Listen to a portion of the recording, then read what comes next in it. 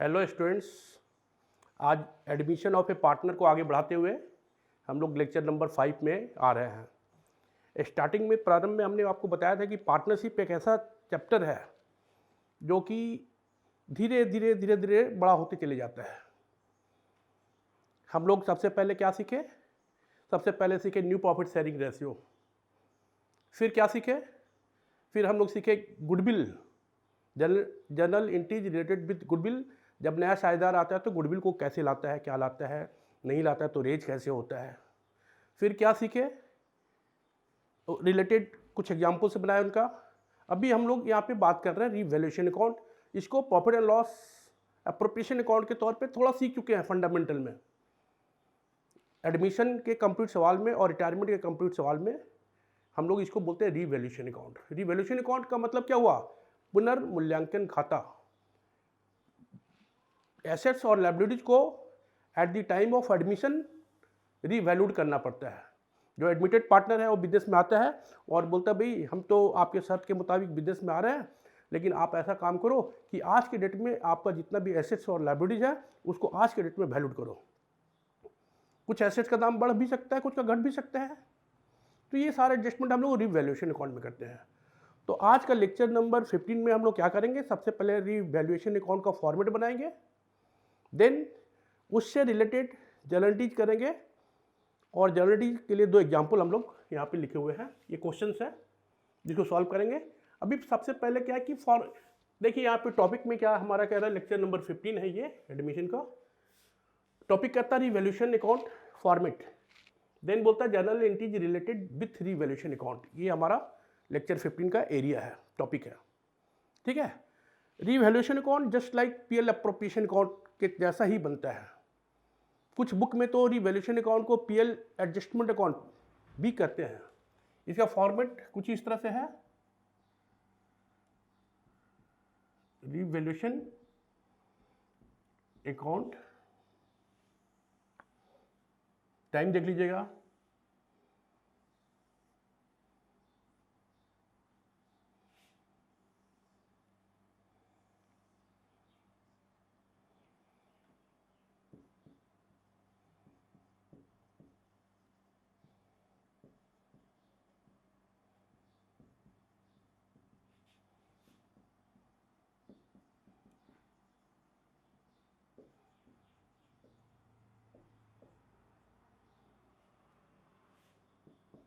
इसका फॉर्मेट हो गया, ठीक है। जिस भी शब्द के साथ अकाउंट लिखा रहता है वो लेजर होता है, और लेजर में दो साइड होता है, debit side and credit side. Assets account का बैलेंस और एक्सपेंसेस और लॉसेस का बैलेंस हमेशा डेबिट ही होता है। ये नॉमिनल अकाउंट है, नॉमिनल अकाउंट से अफेक्टेड होता है। Debit all expenses and losses and credit all gains and incomes. उसी गोल्डन रूल के उसी प्रिंसिपल पे, सिद्धांत पे ये फंक्शन करता है, काम करता है, चलता है, ऑपरेशन होता है, इसका ऑपरेट किया जाता है। तो जितने भी एसेट्स का अगर वैल्यू घटता है, जो हमारे बिजनेस में नुकसान पहुंचाता है, लॉस क्रिएट करता है, उसको डेबिट करते हैं। और जो हमारे बिजनेस में प्रॉफिट करता है, फायदा पहुंचाता है, वैल्यूएशन को बढ़ाता है, उसको हम लोग क्रेडिट करते हैं। ये नॉमिनल अकाउंट का रूल है, debit all expenses and losses and credit all gains and incomes, ठीक है। तो यहाँ पे लिखते हैं डिप्रिसिएशन ऑन एसेट्स या डिक्रीज इन एसेट्स लिख के लिखते हैं decrease in value of assets. Assets लिख दो, ठीक है। Decrease value, decrease in assets. इसको हम लोग दूसरे शब्दों में डिप्रिसिएशन भी बोलते हैं।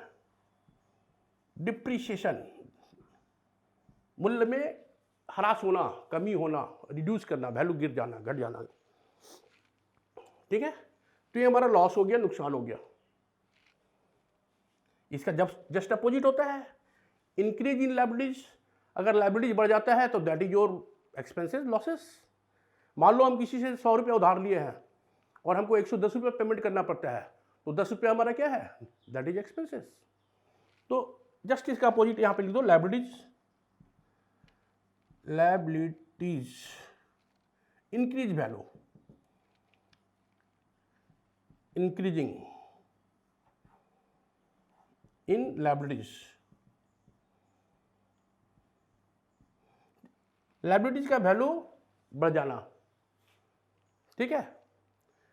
अगर मान लो कि हमारे बिजनेस में कोई ऐसा लायबिलिटीज है जो अनरिकॉर्डेड है, जिसको हम खाता भी नहीं दिखलाए हैं, और जब हम लोग एडमिशन कर रहे हैं तो वो फाइंड आउट हुआ कि भाई ये भी this item of liabilities is also related with business, तो on that situation we have to debited it also as unrecorded liabilities, ठीक है।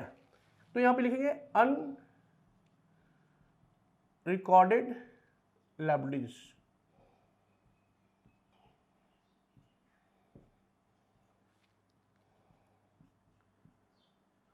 Provision for bad dates,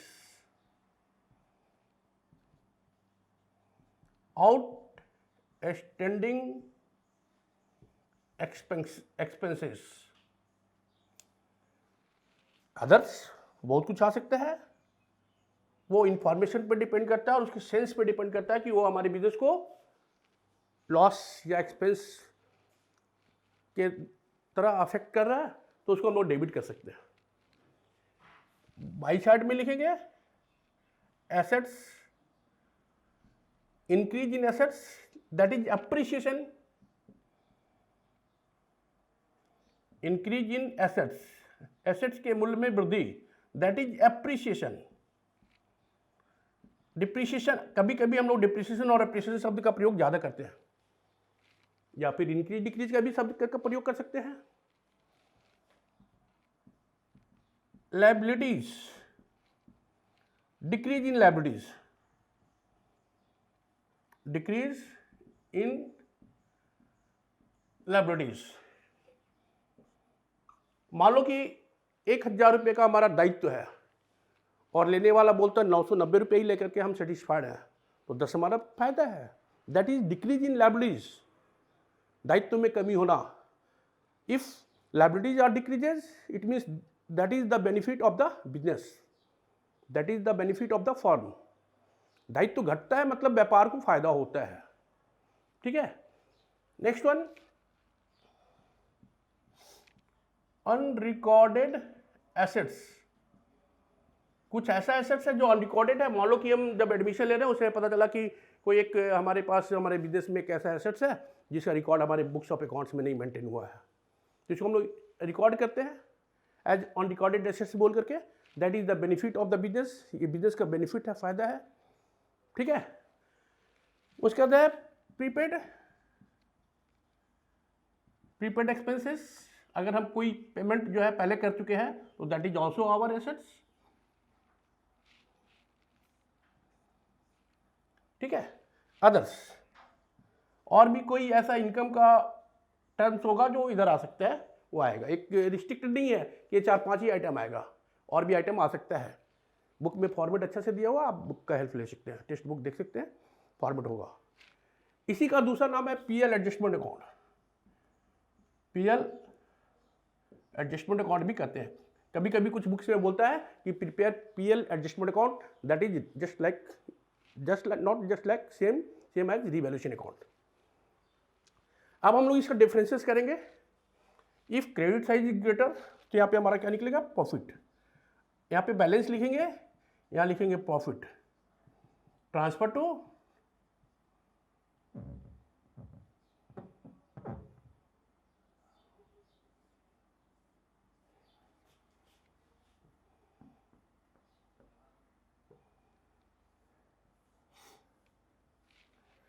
balance means profit, transfer to partners capital account. ये old partner को हम लोग दे देंगे according to profit sharing ratio.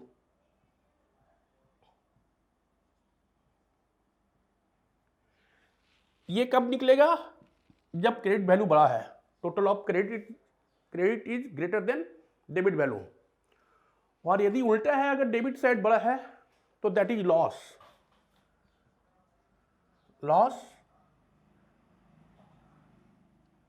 Transfer to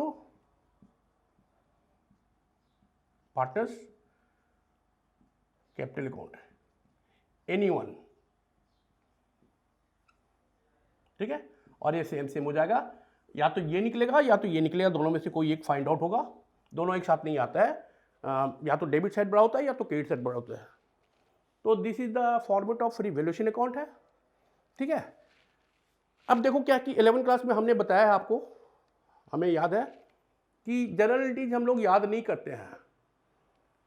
अपने brain को बचा के रखो, बहुत काम आएगा, बहुत यूज करना पड़ेगा इन फ्यूचर, बहुत सारे एग्जामिनेशन को फेस करना पड़ेगा, बहुत सारे मैटर्स को सीखना पड़ेगा। तो जो मैटर बहुत इजी वे में दिमाग में स्टोर किया जा सकता है उसको आसानी तरीके से टेक्निकल वे में स्टोर करो। कुछ बच्चे क्या करते हैं कि जनरल एंट्रीज पहले लिख लेते हैं और जनरल एंट्री को एक तरह से याद कर लेते हैं कि ऐसा इस सिचुएशन में ऐसा होता है, उस सिचुएशन में ऐसा होता है। कोई जरूरत नहीं। जनरल एंट्री कितना जनरल एंट्री आपको अपने 11th क्लास में बताया था कि जनरल एंट्री जो है वो काफ़ी है, इंडलेस है, बनाते जाओ बनाते जाओ बनाते जाओ, खत्म नहीं होता है। तो उतने सारे जनरल एंट्रीज को हम याद कर लें तो मुश्किल है। तो टेक्निक है उसका, टेक्निक याद रखने का, सीखने का। तो यहाँ पे आपको जनरल एंट्रीज के लिए टेक्निक बता रहे हैं। किसी भी लेजर में, not only for revaluation account, in any ledger, debited heading account and to this, debited heading account then this, debited this then this, इस तरह से आपको एंट्री करना है। इस तरह से अगर आप एंट्री करेंगे, जैसे अभी हम लोग को ये दो क्वेश्चन जो है वो जनरल एंट्री और पीएल रिवैल्यूएशन अकाउंट बनाना पड़ेगा, तो अभी क्लियर हो जाएगा। आपको बता रहे जैसे मान लो इसका एंट्री करना चाहते हैं तो पहला एंट्री हम लोग करेंगे revaluation account dear to assets account, revaluation account dear to assets account, narration लिख देंगे बीइंग एसेट्स डिप्रिशिएटेड या being value of assets reduced. Heading को डेबिट करेंगे टू एसेट्स अकाउंट, जो एसेट्स का नाम दे रहेगा land, building, plant, machinery, furniture, fixture, any one, उसका नाम लिख देंगे। अगर नाम नहीं देता सिर्फ एसेट्स बोलता तो एसेट्स लिख देंगे और नरेशन लिख देंगे being value of assets depreciated और रिड्यूस, या तो घट गया या तो हर्षित हुआ। सेकेंड एंट्री हम लोग अगर इसी का बनाना चाहते हैं तो revaluation account dear to liabilities account, revaluation account dear to liabilities account. Narration में क्या लिखेंगे? Being value of liabilities increased, being value of liabilities increased. तो ये आप समझ गए। हेडिंग को डेबिट करेंगे। इधर की एंट्री में क्या करेंगे? पहले इसको डेबिट करेंगे, देन टू इसको करेंगे। पहले इसको हम लोग डेबिट करेंगे, एसेट्स अकाउंट या to revaluation account, being assets increased और अप्रिशिएटेड। इधर डिप्रिशिएट या रिड्यूस, उधर इंक्रीज या अप्रिशिएटेड। तो इसका एंट्री क्या होगा? एसेट्स अकाउंट या to revaluation account, liabilities account या to revaluation account, unrecorded assets account या to revaluation account. By side वाले को डेबिट करेंगे और हेडिंग को टू में रखेंगे और हेडिंग को डेबिट करेंगे और टू में इधर लिखेंगे। ये जनरली लेजर से बनता है। किसी भी पार्टनर्स कैपिटल अकाउंट का बनाओ, रिवैल्यूएशन अकाउंट का बनाओ या किसी अदर लेजर्स का बनाओ, जनरलिटी जैसा ही बनता है। तो जनरलिटी के लिए कभी भी आपको एक्स्ट्रा लेवर करने का जरूरत नहीं है, टेक्निकली सीखने का है, ठीक है। तो अभी हम लोग एक दो एग्जाम्पल देते हैं और एग्जाम्पल से इसको सॉल्व करेंगे, इसके बारे में और सीखेंगे। अभी आपके सामने सवाल जो है उसको ध्यान दीजिए। यहाँ पे क्वेश्चन नंबर 1 कह रहा है कि pass journal entries in the books of the firm. Firm हम लोग साझेदारी व्यापार को फर्म के नाम से जानते हैं। तो बोलता है कि साझेदारी फर्म में जनरल एंट्रीज करो, ठीक है। Machinery books value ₹3 lakh, revalued ₹2,80,000। Machine का बुक वैल्यू 3 लाख है, उसका वैल्यू रीवैल्यूड हुआ, पुनर्मूल्यांकन 2,80,000। इट मीन्स 20,000 डिप्रिशिएट हुआ, 20,000 डिप्रिशिएट हुआ, डिक्रीज किया। सेकेंड टर्म बोल रहा है building book value ₹5 lakh, revalued ₹5,50,000। It means this is appreciation of building bye ₹50,000। On recorded investment, this is your income. ये इन्वेस्टमेंट है जो कि अनरिकॉर्डेड है 10,000 का। और Kate's increase by ₹5,000, liability increase कर रहा है। तो ये आपका क्या हो गया? ये आपका लॉस हो गया। अभी जनरलिटी हम बनाएंगे, हमारे दिमाग में नहीं आ रहा है कि हम जनरलिटी कैसे बनाएं, हमारा दिमाग काम नहीं कर रहा है कि कैसे बनाएं। फटाक से रिवैल्यूएशन अकाउंट बना लो और उस टेक्निक को, डेबिट क्रेडिट वाले टेक्निक को कर लो, वर्किंग नोट में डाल दो रिवैल्यूएशन अकाउंट। अभी हम आपको बनाने का तो इसमें जनरलिटीज है, रिवैल्यूएशन बनाने के लिए नहीं बोला है, लेकिन वर्किंग नोट्स में आप कुछ भी कर सकते हैं जो वर्कआउट करके आप सवाल को सॉल्व कर सकते हैं इजी वे में। सो आप इधर देख लो, पहले जनरलिटी के लिए फॉर्मेट ले लो। This is your main portion of the question. Journal entries in the books of firm. ठीक है, जर्नल एंट्री जब भी बनाना है तो हमेशा फॉर्मेटिव बनाना है। कई बार इस बात को हम रिपीट करते हैं, ऐसा नहीं कि आप ऐसे ही बना देंगे तो।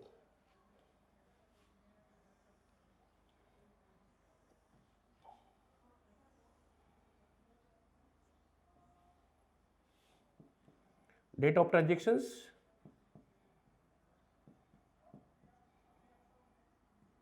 particulars, ledger folio,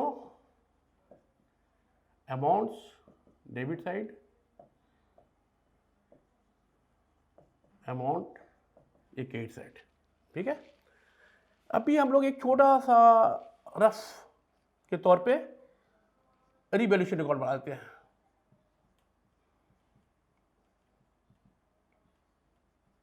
ठीक है,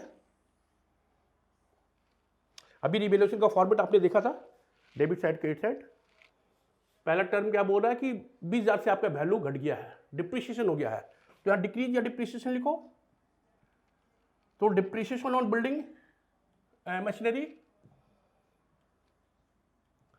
मशीनरी से डिप्रिशिएट करके ये 20,000 आप लिख दो यहाँ पे।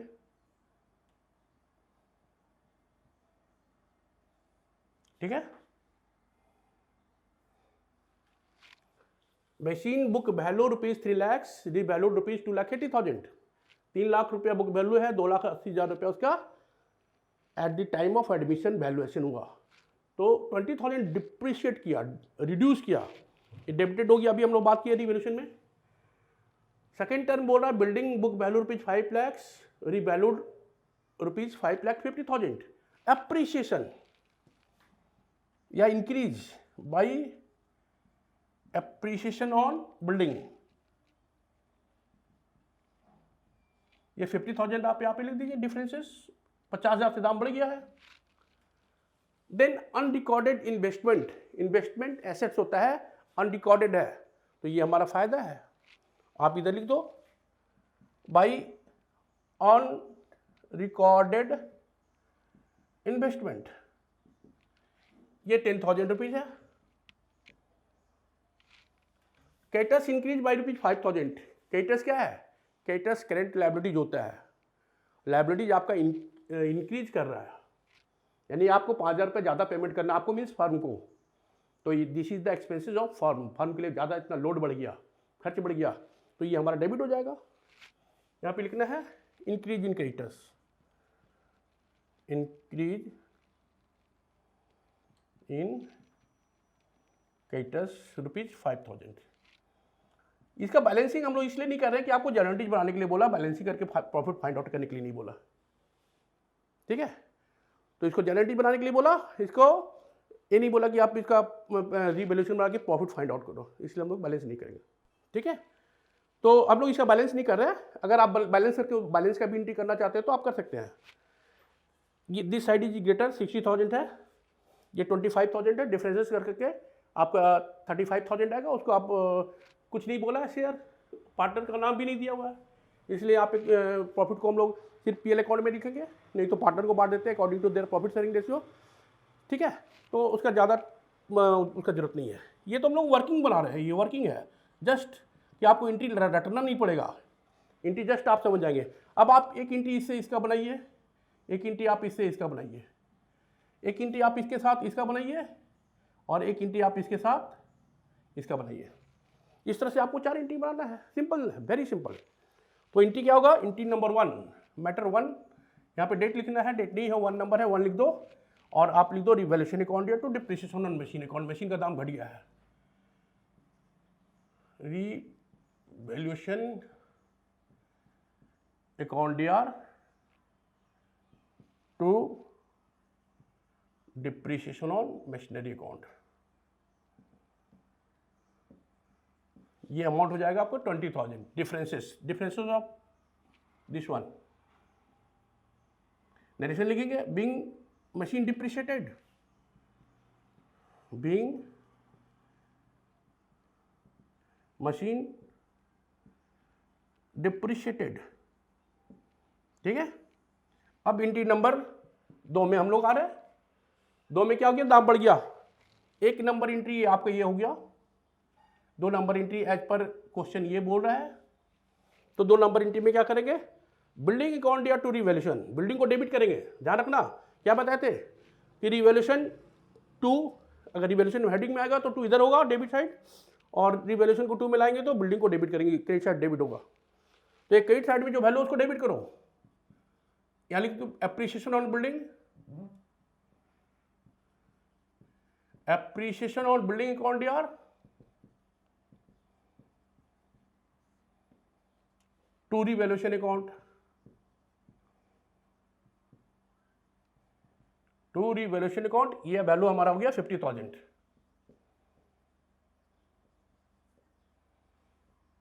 Being building appreciated, being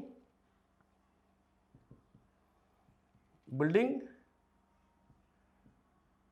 appreciated, या आप लिख सकते हैं being value of building increased. Number 1 2 3, third क्या बोलता है देख लो।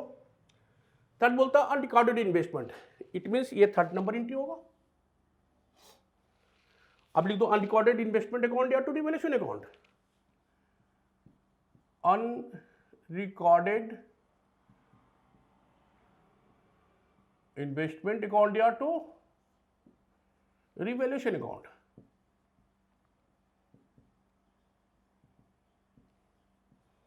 अमाउंट 10,000 का हो जाएगा। बीइंग अनरिकॉर्डेड इन्वेस्टमेंट शोन, ठीक है, नरेशन आप लिख लेना। नंबर 4 बोलता है कि क्रेडिटर्स इंक्रीज बाई 5,000, ये हमारा 4 नंबर एंट्री है। तो रिवैल्यूएशन अकाउंट या to increase in creditors, revaluation account या to increase in creditors account, ये 5,000 लिखेंगे। अभी आपको जनरलिटीज बोला था, आपको ये वर्कआउट आसान कर दिया सवाल को। अगर आप ये वर्कआउट को रफ में करके वर्किंग में करके दिखला सकते हैं, नहीं दिखला सकते हैं, आपकी मर्जी है। ये आसान कर दिया। आप डायरेक्ट भी एंट्री बना सकते हैं। अगर आप होशियार और समझदार और अच्छे बच्चे हैं, पढ़ने वाले मेहनत, तो आप इसको नहीं बना सकते हैं। अगर आप एवरेज बच्चे हैं या फिर आपको तकलीफ होता है, या होशियार बच्चे भी है तो तकलीफ होता है कि ज़्यादा कैसे याद रखेंगे, या कन्फ्यूजन हो जाता है कि डेबिट क्रेडिट, तो इस टेक्निक को आप अप्लाई कर सकते हैं। ये बहुत अच्छा टेक्निक है जिसमें कि आपको बदरेशन और टेंशन लेने का जरूरत नहीं है। ठीक है, अभी ये सवाल क्लियर हो गया। अब हम लोग क्वेश्चन नंबर नेक्स्ट पे गौर करेंगे कि ये क्या करता है। इसमें भी हम लोग को जनरलिटी बनाने के लिए बोला है, तो हम लोग जनरलिटी बनाएंगे। ठीक है, नेक्स्ट क्वेश्चन पे आ रहे हैं हम। The following was the balance sheet of A and B whose share profit and loss as 2/3 and 1/3 on 31st March 2020। ये कैपिटल AB का दिया, सिंडिकेटर्स दिया, building plant and machinery, stock, syndicators, cash at bank. ठीक है, ये short form है PM का, plant and machinery बोलते हैं हम लोग। दे एग्री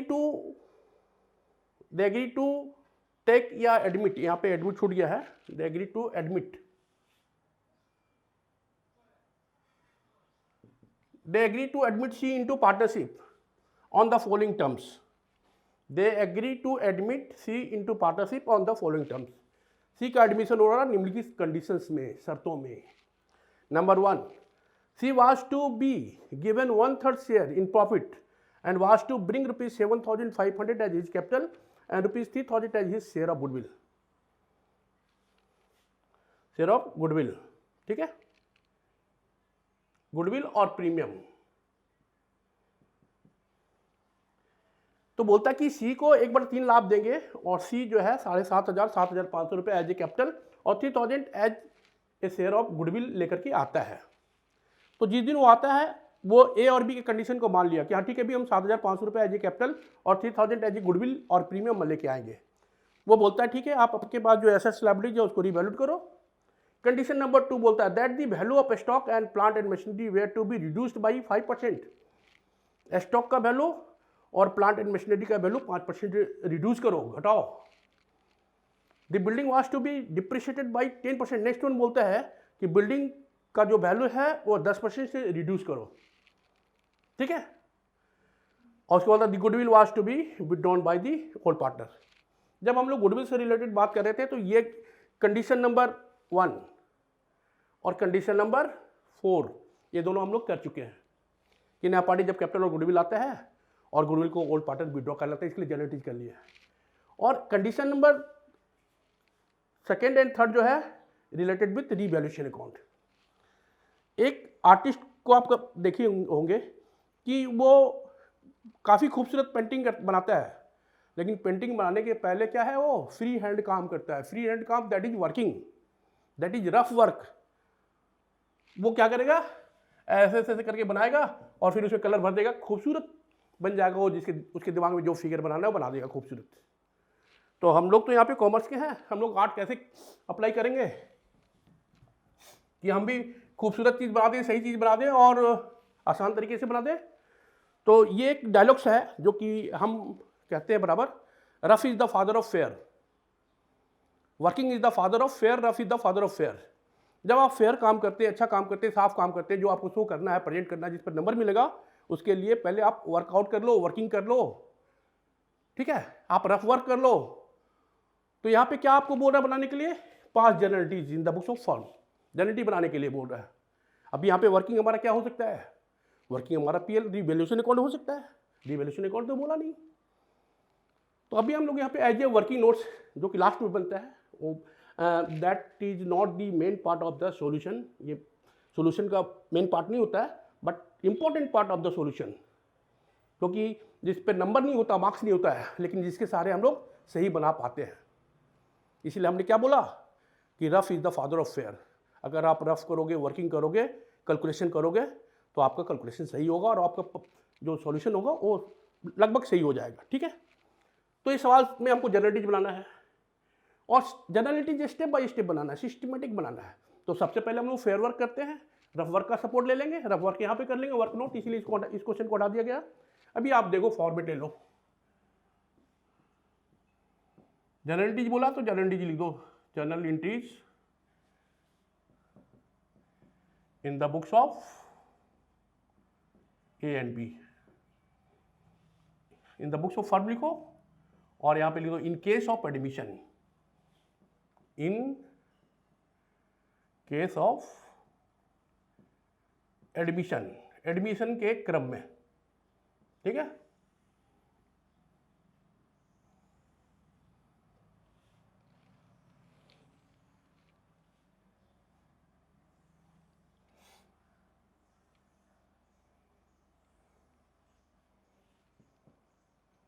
डेट,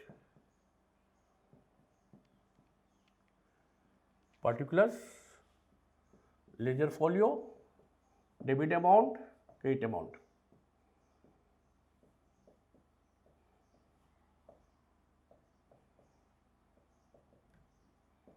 ठीक है। देखो क्या है कि यहाँ पे हम लोग मैटर नंबर 1 और मैटर नंबर 4 के लिए रिवैल्यूएशन से कोई मतलब नहीं है। C was to be given 1/3 share in profit. C को लाभ में 1/3 मिलेगा। सी कौन है, सी नया साझेदार है, एडमिटेड पार्टनर है, न्यू पार्टनर है। And was to bring ₹7,500 as capital and 3,000 as his share of goodwill. हम लोग गुडविल जब सीखे थे एडमिशन में ही, जब गुडविल के बारे में सीखे, जनरलिटीज रिलेटेड विद गुडविल, तो बताए थे कि when capital and goodwill brought by new partner in cash, case number 1 था। केस नंबर 2 क्या था कि when capital brought by new partner in cash and goodwill raise. Number 3 क्या था कि when goodwill brought by partner privately. तो उसी में से ये कंडीशन नंबर 1 है कि when capital and goodwill brought by new partner in cash, जब नया साझेदार नगद में कैपिटल और गुडविल आता है। तो इससे रिलेटेड एंट्री हम लोग तो जब देखे ही है। पहला एंट्री क्या करेंगे, कैश अकाउंट यार या बैंक अकाउंट यार, जो करना कर दो। कैश अकाउंट यार टू सीज capital account to goodwill account या प्रीमियम अकाउंट, ये इस तरह का एंट्री हम लोगों ने देखा था। तो कैपिटल लेके आ रहा हूं कितना, 7,500 और गुडविल कितना ला रहा, 3,000, दैट इज 10,500। नरेशन में क्या लिखना है, being capital and goodwill brought by new partner in cash, आप लिख लेंगे।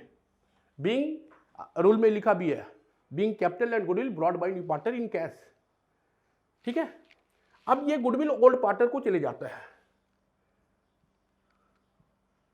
गुडविल अकाउंट या तो old partners capital account, old partner कौन है, ए और बी, एज कैपिटल अकाउंट है, to beach capital account.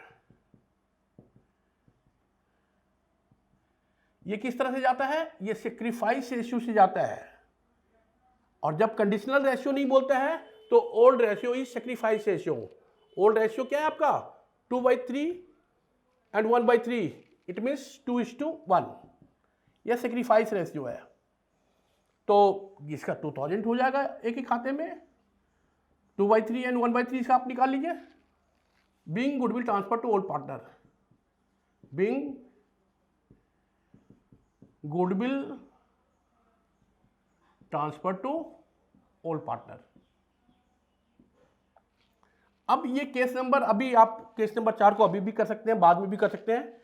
Case number 4 क्या बोलता है, the goodwill was to be withdrawn by partner, the goodwill was to be withdrawn by the old partner. पुराना साझेदार यदि गुडविल को बिजनेस से निकाल लेता है तो आप यहां पे लिख दो old partner to cash, as capital account यार, बीच कैपिटल अकाउंट यार, टू कैश। नरेशन आप लिख देंगे बीइंग गुडविल अमाउंट ड्रॉन, ये 2000 रुपये बिजनेस से निकाल लिया और 1000 रुपये ओल्ड पार्टनर निकाल लिया, गुडविल का अमाउंट विड्रॉ कर लिया गया। ये एंट्री आपका हो गया जनरलिटीज रिलेटेड विथ गुडविल, ठीक है। अभी रिवैल्यूएशन से भी रिलेटेड एंट्री बनाना है, कंडीशन नंबर 2 एंड 3 का, तो उसके लिए वर्किंग कर दो, वर्किंग रिवैल्यूएशन अकाउंट बना दो।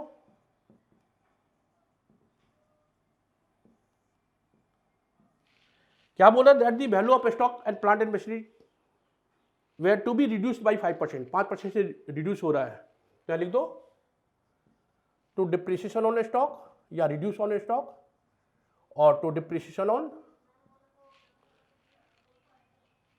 प्लांट एंड मशीनरी, और बिल्डिंग वैल्यू को भी डिप्रिशिएट हो रहा है, तो डिप्रिसिएशन ऑन बिल्डिंग। ये सबका प्रयोग कर सकते हैं।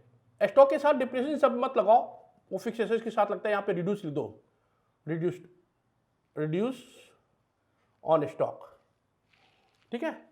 ये हम लोग अभी एंट्री करेंगे।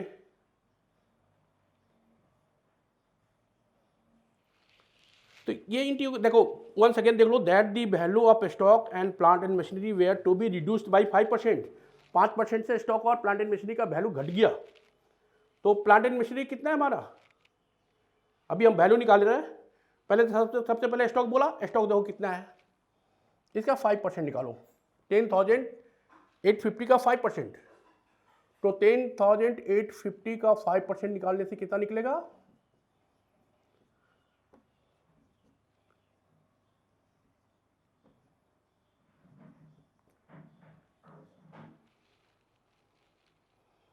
स्टॉक का वैल्यू कितना है 10,850, इसका हम लोग को निकालना कितना है 5%, ये निकल जाएगा तुम्हारा 542.5, इट मीन्स 543, अप्रॉक्सीमेट कर देते हैं 543, ये निकला 542 रुपये 50 पैसा, तो इसको हम लिख दिए 543 अप्रॉक्सीमेट, ठीक है।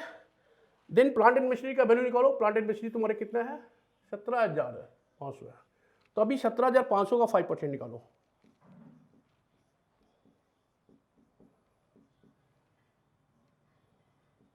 ₹875 निकला ये, ठीक है। कैलकुलेट आप करते भी जाएंगे, एक कैलकुलेशन ये हो गया, दूसरा कैलकुलेशन ये हो गया, ये वैल्यू निकला, ये वैल्यू निकला। कंडीशन नंबर 3 में बोलता the building was to be depreciated by 10%, building का वैल्यू देख लो, ये 25,000 है, 25,000 का 10% कितना होता है 2500 होता है, आप 2500 लिख दो, ठीक है।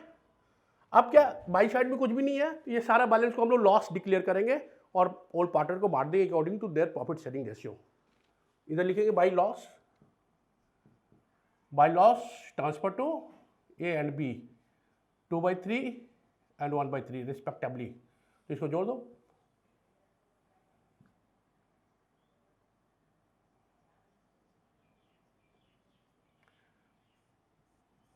3918। अब ये 3918 को हम लोग according to profit sharing ratio distribute कर देंगे। ठीक है, ये 3918 2/3, 3 1 जा 3, 3 3 जा 9 0 6, इट मीन्स 26 12 एंड 1306। ये इसका वैल्यू आ गया 2612 और 1306 ऐड करके देख लो 8193 3918 आ गया। तो ये हम लोग according to their profit sharing ratio distribute कर दिए लॉस को। लॉस हुआ यहाँ पे। अब इसका जनरली बनाना है। एक एंट्री आप इनके साथ बना दो, अलग अलग भी बना सकते हो, इकट्ठा भी बना सकते हो इस साइड का।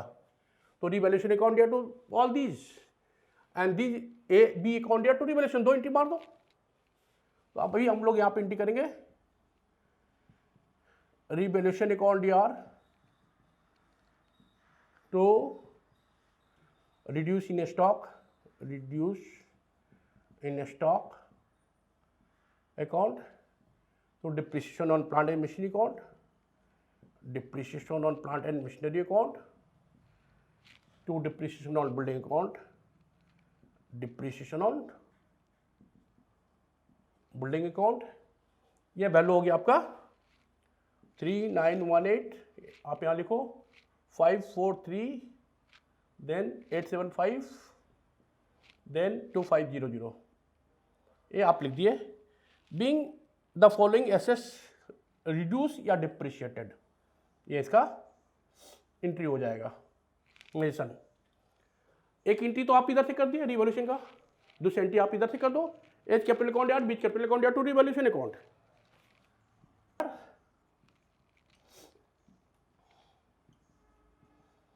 बीच कैपिटल अकाउंट यार to revaluation account. Being loss transfer to old partners capital account, इसका नरेशन हो जाएगा। ठीक है, ये अमाउंट हो गया आपका 2612 and 1306, that is 3918। Being narration होगा being loss transfer to old partners capital account. ठीक है, तो ये इसके लिए हम लोग यहाँ पे वर्कआउट कर लिए। ये एंट्री हम लोग रूल के अंदर में सीखे हैं कि एडमिशन होता है तो हम लोग जनरली गुडविल से रिलेटेड क्या करते हैं कि when capital and goodwill brought by new partner in cash. तो ये आपका फेयर वर्क होगी, आपको इतना बनाना है, इसका हेल्प लेना है। अभी आप क्या दिख रहे हैं एडमिशन में जो कुछ पहले यूनिट 1 में सीखा, यूनिट 1 का चैप्टर का, यूनिट 2 का, 3 का टॉपिक, सब टॉपिक जितना भी सीखते गया सब जुड़ते जा रहा है।